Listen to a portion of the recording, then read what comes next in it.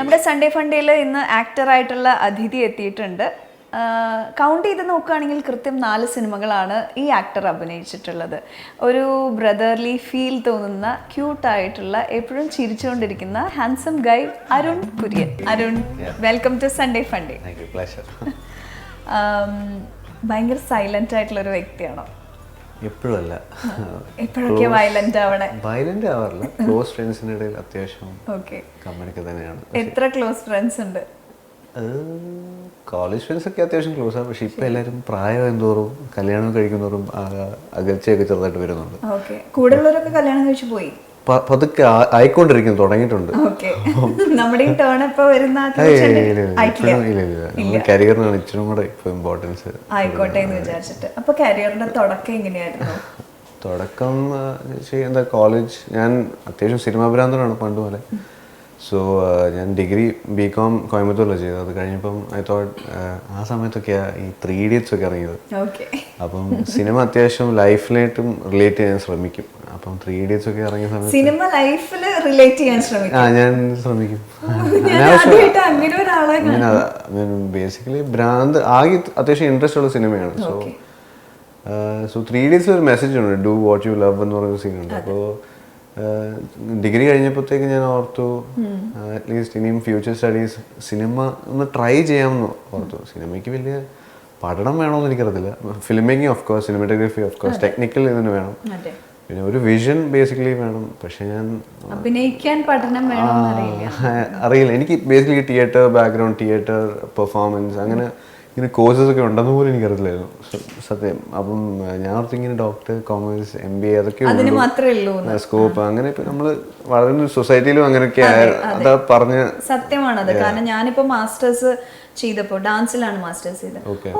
Masters എന്താ നിങ്ങൾ ചെയ്യാ ഡാൻസില്? അപ്പൊ പരീക്ഷ ഉണ്ടോ, എഴുതുവോ, പ്രാക്ടിക്കല് ചെയ്ത് കാണിക്കോ? അങ്ങനെ ആർട്ടിനൊരു ഇത് ഒത്തിരി ഇമ്പോർട്ടൻസ്, അതൊരു എന്റർടൈൻമെന്റ് ഫാക്ടർ ആണെന്ന് മാത്രം കൺസിഡർ ചെയ്യുന്ന ഹോബിയാണെന്ന്. അപ്പം ഞാൻ ഓർത്തു സിനിമയിലേക്ക് ഒന്ന് ട്രൈ ചെയ്യാം. സിനിമ അല്ല, as media as a whole.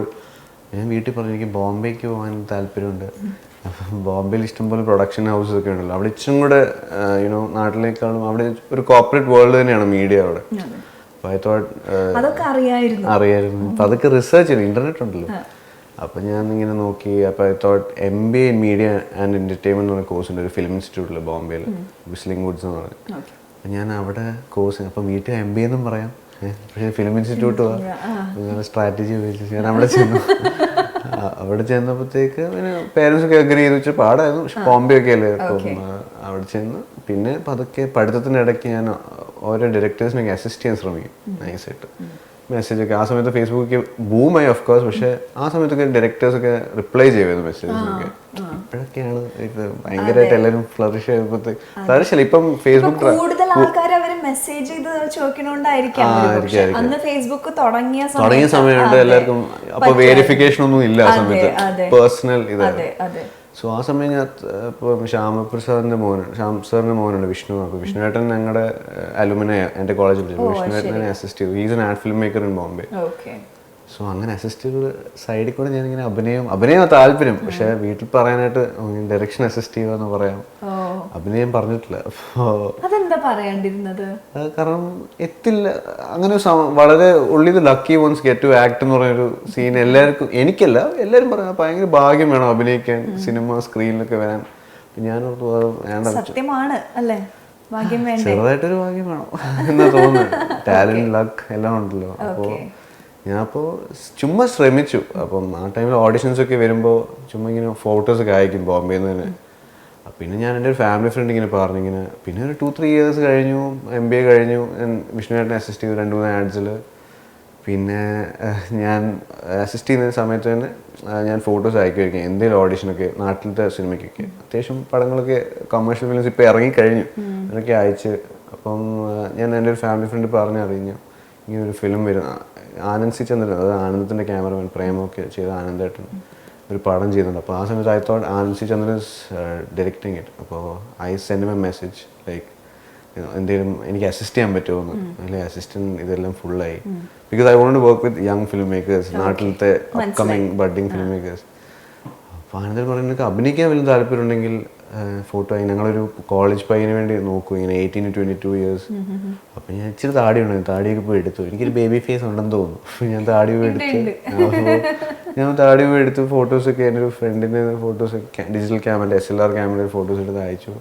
എൻ്റെ ലൈഫിൽ ആദ്യമായിട്ട് എനിക്കൊരു ഓഡിഷൻ വന്നു. 2 weeks കഴിഞ്ഞ് ഗണേശേട്ടൻ വിളിച്ചു, ഡയറക്ടർ ഓഫ് ഓഡിഷൻ 3 rounds കഴിഞ്ഞു. ആനന്ദം സെലക്ട് ആയി. അങ്ങനെ ആനന്ദത്തിലെ സ്റ്റാറായി. ആ മൂവി ഒരുവിധം പേര് എല്ലാരും കണ്ടിട്ടുണ്ട്, ആക്സെപ്റ്റ് ചെയ്തിട്ടുള്ള ഒരു നോട്ടബിൾ റോൾ തന്നെയായിരുന്നില്ലേ? അപ്പൊ പിന്നെ സ്റ്റാർ തന്നെയാണ്, നക്ഷത്രം തന്നെയാണ്. ഇപ്പൊ വീട്ടുകാരെന്താ പറയണേ? വീട്ടുകാരിപ്പോ ഹാപ്പിയാ. പക്ഷെ വെറുതെ വീട്ടിലിരിക്കുമ്പോ അവർക്കൊരു വരിയുണ്ട്.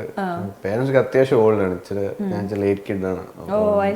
ഫാദറിനൊക്കെ ഒരു 70 years ഒക്കെ ഉണ്ട്. അപ്പോൾ അവർക്ക് 3 generations അപ്പാർട്ടാണ്. അപ്പം ഇറ്റ്സ് നോട്ട് ഈസി. ഇപ്പൊ പേരൻസ് ഒക്കെ ഫാദറൊക്കെ പുള്ളിയുടെ 18 years 18ാം വയസ്സിൽ പുള്ളി ഗൾഫിൽ പോയതാണ്. അപ്പം എന്താ പറയാ, അപ്പം ഇച്ചിരി പാടാണ് മനസ്സിലാക്കുക. പക്ഷെ ഇപ്പൊ ഓക്കെയാണ്. പക്ഷെ ഈ വെറുതെ ഇരിക്കുന്ന ഗ്യാപ്പിൽ അവർക്കൊരു ആദ്യമാണ്. പണിയില്ലാതെ ഇരിക്കുകയാണോ? നമ്മൾ സിനിമാക്കാരുടെ അവസ്ഥ അങ്ങനെയാണ് ആക്ച്വലി.